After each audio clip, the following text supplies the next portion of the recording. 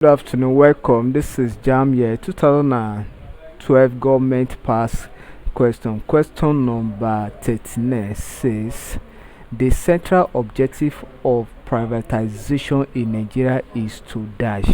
The central objective of privatization in Nigeria is to dash.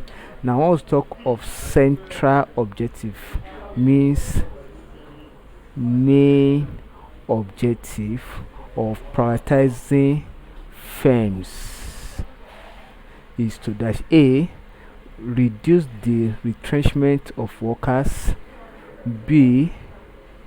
Encourage prompt payment of salary. C. Improve standard of living. D. Improve the efficiency of enterprises. Now, when an enterprise is handed over to private person, it make it more